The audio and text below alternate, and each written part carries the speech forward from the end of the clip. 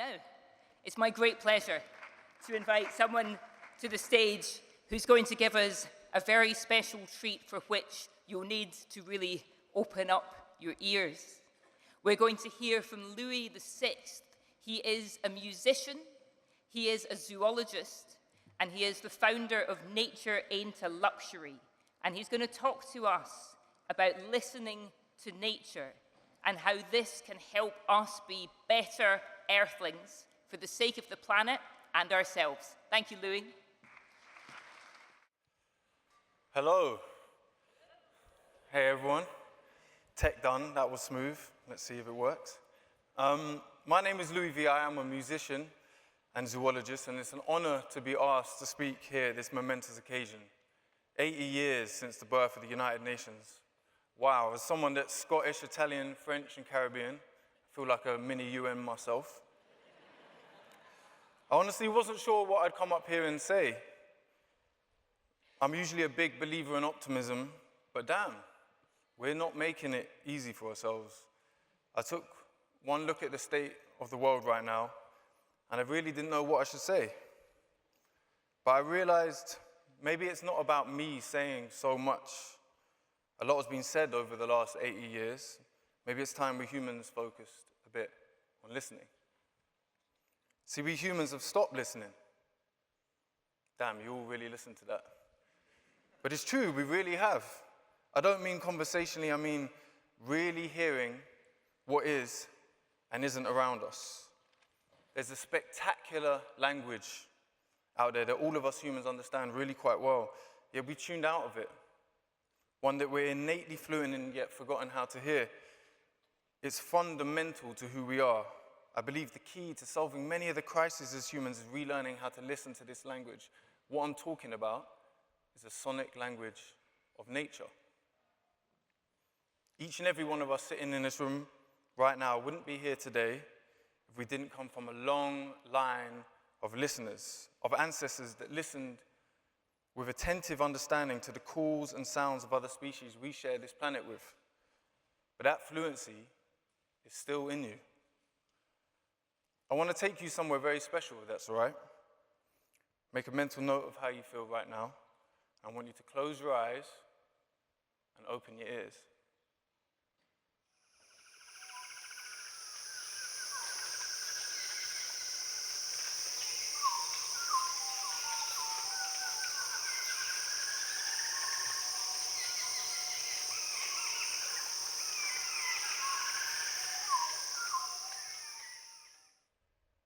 How do you feel?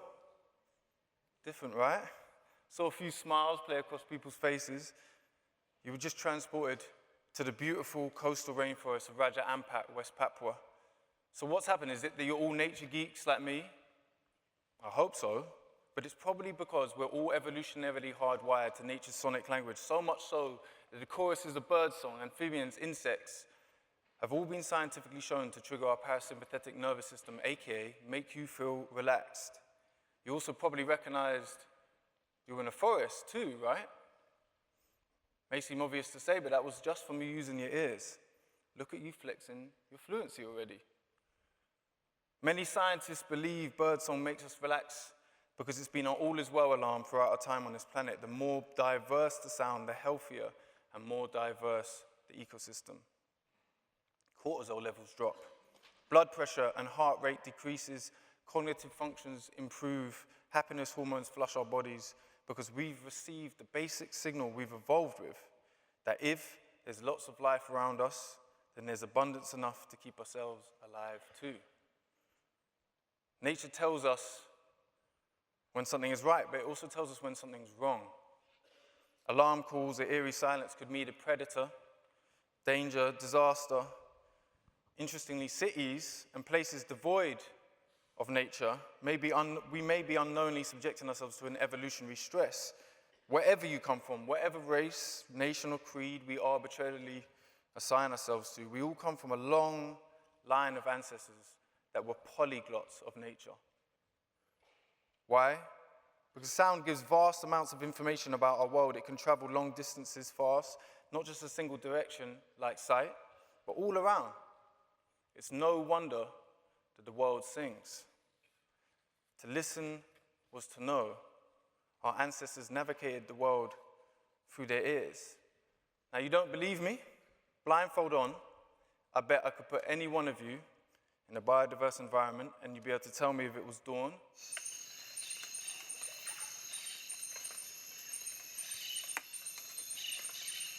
the middle of the day,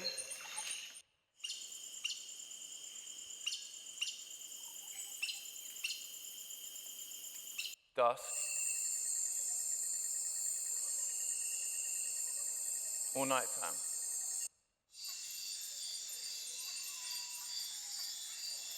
There's a beautiful bird in there called a putu, which if you don't know that bird, it's worth looking up. It's crazy looking. All of these were recorded at the exact same place in the Amazon rainforest. The more biodiverse, the easier it is. Yet we've stopped listening because the opposite is true in many of our urban areas and increasingly true across the world. Not only are we destroying nature, but we're destroying our own nervous system's ability to regulate and be healthy. We've stopped listening so much, we've almost not noticed we're making it silent. Through the shifting baseline syndrome, we run the risk of future generations thinking that silence is normal. With over 55% of us humans living in cities now, it's no wonder anxiety is rising globally. There's a pandemic of disconnect.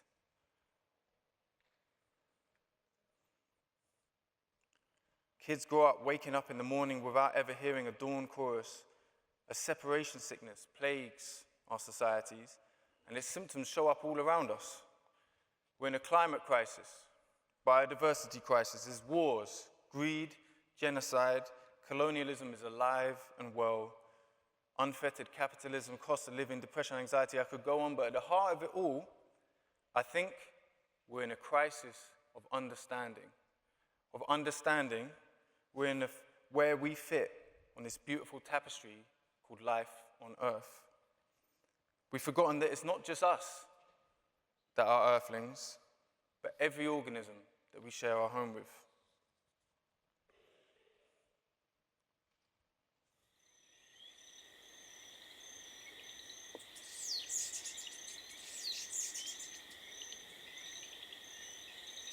The volcanic forest of Waitu Kabuli, aka Dominica, where half my family are from in the Caribbean. These are their calls. I recorded this almost exactly a year ago by Pagwa River, and for the first time ever, the waters that are so clean you can drink when you swim, quite literally, are being polluted by an illegal mine. How does that sound now, as we stand here today? But as humans, we're not all bad.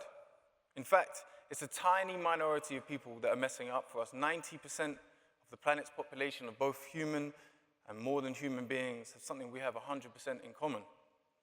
We're being led down a path that none of us want by frankly, dangerously disconnected so-called leaders and billionaires.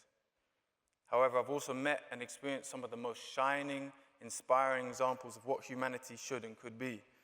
I've been lucky enough to spend the last year collecting field recordings in some of the most pristine places remaining on Earth, indigenously stewarded and biodiverse for that very reason. When in the Amazon, the Kichwa people of Sariaku taught us about Kauzak Sacha. It means living forest. Now, it doesn't just mean the jaguars, the tapirs, the toucans. No, it means the soil, the air, the trees, everything. The forest itself, like the planet, is a living organism. And we are like the organs singing our functions to each other. Now, it's not normal for someone like me that grew up in a rough part of North London to go to a rainforest, let alone free.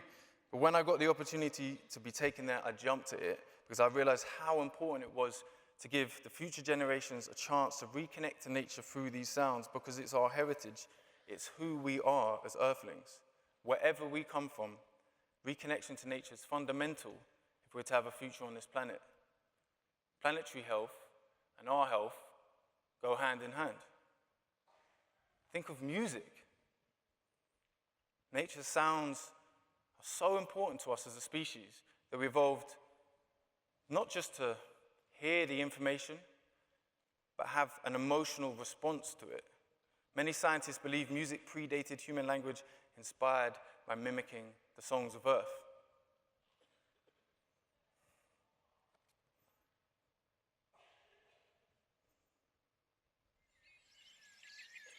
This is a recording I took only an hour south of where we are right now, in a place called Nip, where they've let the land rewild.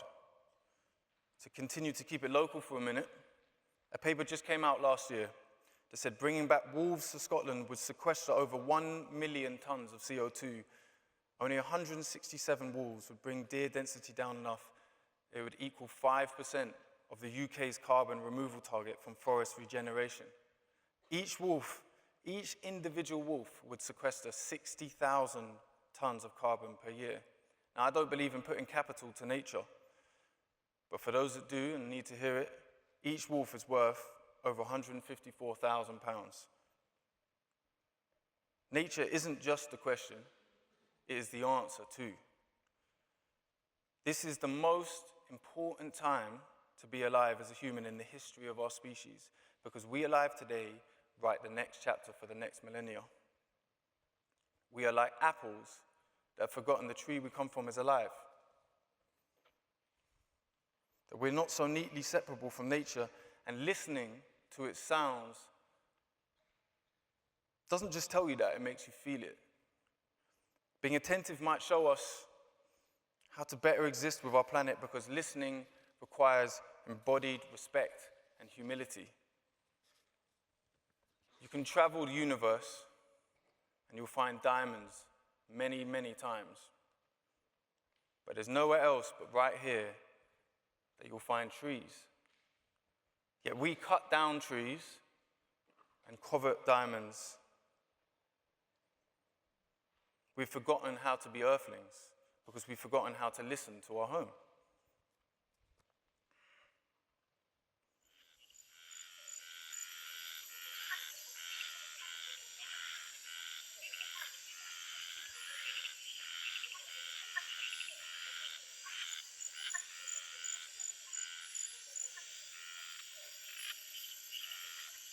It's been 80 years since the first UN gathered right here in this hall. Will these sounds, and the more than human species that make them, even exist 80 years from now? That's up to us. But if we start to listen, we can change the suicidal course we're on. I want more for this planet. I know we can be more. Someone imagined this, so we can imagine better, surely. Nature ain't a luxury, it's a necessity. For our entire evolution, nature's sounds have been a compass to us to tell us how to live with the planet. But now we stop listening, it's no wonder we've lost our bearing. So to return to the beginning, believe it or not, I'm still full of optimism. Because this earth of ours is still singing. Defiantly singing through...